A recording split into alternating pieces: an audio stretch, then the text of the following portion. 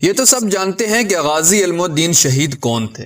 انہوں نے 1929 میں پیغمبر اسلام حضرت محمد صلی اللہ علیہ وسلم کی شان میں گستاخی کرنے والے ایک پبلشر راج پال کو لاہور میں قتل کر دیا تھا۔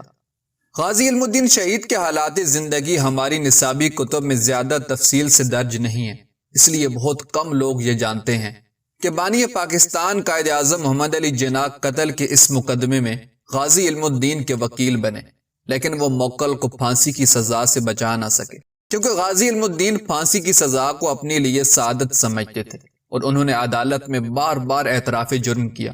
یہ حقیقت بھی بہت کم لوگ جانتے ہیں کہ 31 اکتوبر 1929 کو میاں والی جیل میں پھانسی کے بعد غازی علم الدین شہید کے جسد خاکی کو میاں والی کے ایک قبرستان میں دفن کیا گیا۔ برطانوی سرکار کے اس فیصلے سے ہندوستان کے مسلمانوں میں غم و غصے کی لہر دوڑ گئی اور مسلمانوں نے علامہ اقبال کی قیادت میں غازی علم الدین کے جسد خاکی کو لاہور لانے کے لیے تحریک شروع کر دی۔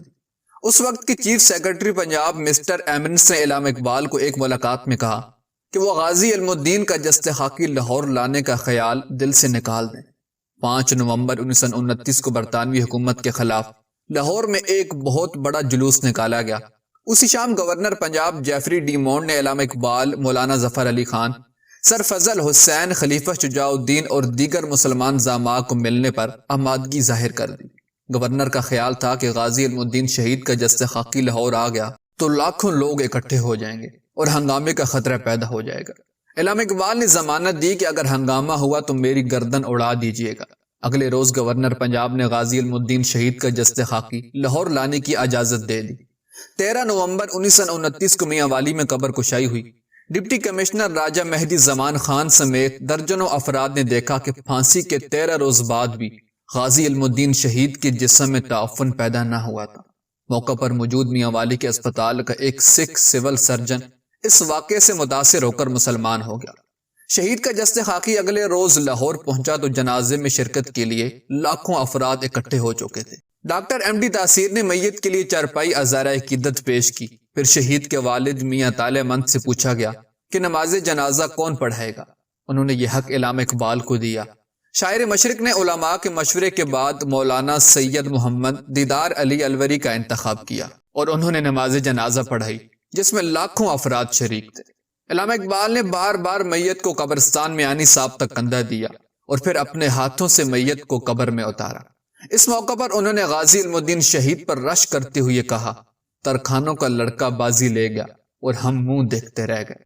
اس پس منظر کو بیان کرنے کا مقصد یہ عرض کرنا ہے کہ نہ تو غازی علم الدین شہید کوئی انتہا پسند مسلمان تھے اور نہ ہی ایک گستاخ رسول کے خلاف ان کے اقدام کی تائید کرنے والے قائد اعظم اور علامہ اقبال انتہا پسند تھے۔ گستاخ رسول پبلشر راج پال کی کتاب 1927 میں شائع ہوئی تھی۔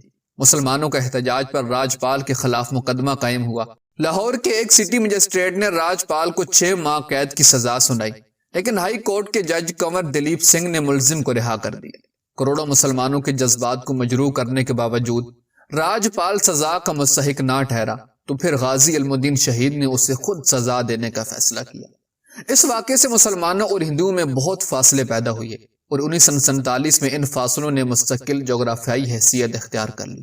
اگر 1929 میں برطانوی سرکار کا قانون ظالم کی بجائے مظلوموں کی مدد کرتا تو شاید 1930 میں علامہ اقبال الہ آباد میں خطاب کرتے ہوئے مسلمانوں کے لیے علیحدہ مملکت کا تصور پیش نہ کرتے۔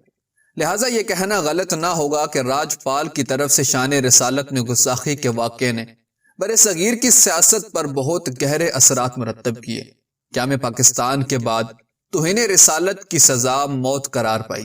بہت سے دیگر قوانین کی طرح اس قانون کے غلط استعمال کے واقعات بھی رونما ہوتے رہے اور انہی واقعات کی بنیاد پر کئی مغربی حکومتیں توہین رسالت کے قانون کو ختم کرنے کا مطالبہ کرتی رہیں۔ 1994 میں اس قانون میں ترمیم کا فیصلہ ہو گیا تھا، جس کے تحت توہین رسالت کی سزا پھانسی سے کم کر کے 10 سال قید کرنے کی تجویز تھی، لیکن شدید عوامی رد عمل کے بعد یہ فیصلہ مؤخر ہوگا۔